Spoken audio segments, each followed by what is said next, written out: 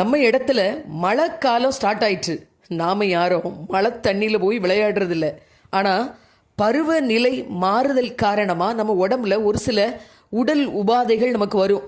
ஏன்னா இதுவரை வெயிலை தாங்கி வளர்ந்த உடம்பு இந்த குளிரை தாங்க முடியாமல் ஒரு சில மாற்றங்கள் இந்த உடம்புக்குள்ளே நடக்கும். அதனால இருமல், தும்மல், சளி, மூக்கில் நீர் வடிதல், தலைவலி, தலைபாரம் இதெல்லாம் இயற்கையாக சின்ன பிள்ளைங்கள்லேருந்து பெரியவங்க வர இது வரும். இது வந்த உடனே பிள்ளை இருமிட்டு கிடக்கான், தும்மிட்டு வரான் அப்படிங்கிறதுனால மெடிக்கல் ஷாப்பில் ஓடி போய் இருமல் மருந்தை வாங்கி பிள்ளைங்களுக்கு கொடுக்காதீங்க.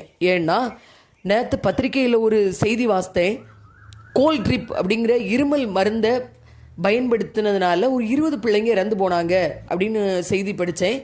உலக சுகாதார மையம் இந்த கோல்ட் ட்ரிப்ங்கிற மருந்துக்கு தடை விதிச்சதோடு கூட அதை சேர்ந்த ஒரு சில மருந்துகளுக்கு நீங்கள் பயன்படுத்த வேண்டாம் அப்படின்னு சொல்லி எச்சரிக்கையும் பண்ணியிருக்காங்க. இப்போ அந்த மருந்துகள் எல்லாம் தேவை. ஆனால் மருத்துவருடைய பரிந்துரைப்படி நம்ம என்ன செய்யணும்னா அந்த மருந்துகளை வாங்கி உட்கொள்ளணும். ஆனால் இந்த இருமல், தும்மல், மூக்கில் நீர் வடிதல், தலைவலி, தலைபாரம் இதுக்கெல்லாம் ஒரு கை கண்ட வீட்டு வைத்தியம் நம்ம கைவசம் இருக்குது. நான் இப்போ உங்களுக்கு அதை சொல்கிறேன். இயற்கை நமக்கு தந்த அருட்பெரும் கொடை தான் இந்த மூலிகைகள் எல்லாம். நான் இப்போ சொல்ல போகிற மூலிகைகள் எல்லாம் ஏதோ மூலிகை பண்ணையில் இருக்கும் அப்படின்னு நினைக்காதீங்க.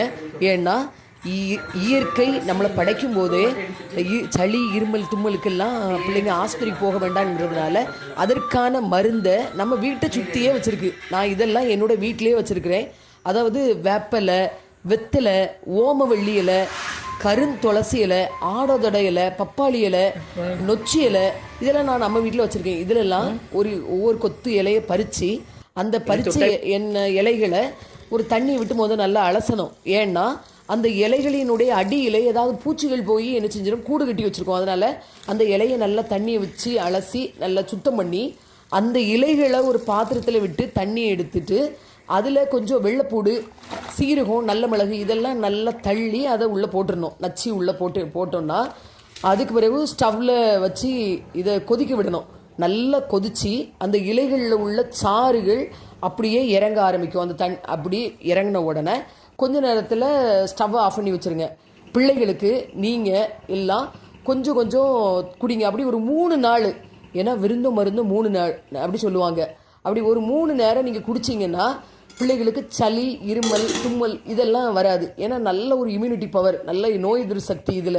அதனால் கட்டாயமாக ஆஸ்பத்திரிக்கு ஓடுறதை தவிர்த்துட்டு இது சளி இருக்கோ இல்லையோ இதெல்லாம் கொஞ்சம் கொஞ்சம் கொடுக்கறதுனால ஒன்றும் பிள்ளைங்க இதாகிடாது. கட்டாயமாக இது மழை நேரம் வந்த உடனே இதை கட்டாயமாக கொடுங்க. மருந்தன வேண்டாமாம் யாக்கைக்கு. ஆஸ்பத்திரிக்கு நீங்கள் போக வேண்டாம் அப்படிங்கிறதுக்கான பதிவு இது இல்லை. ஆனால் இந்த மருந்தை பயன்படுத்தி பார்த்தோம் அப்படின்னா ஆஸ்பத்திரிக்கு போகாமல் இருக்கலாமே அப்படிங்கிறதுக்கான பதிவு இது.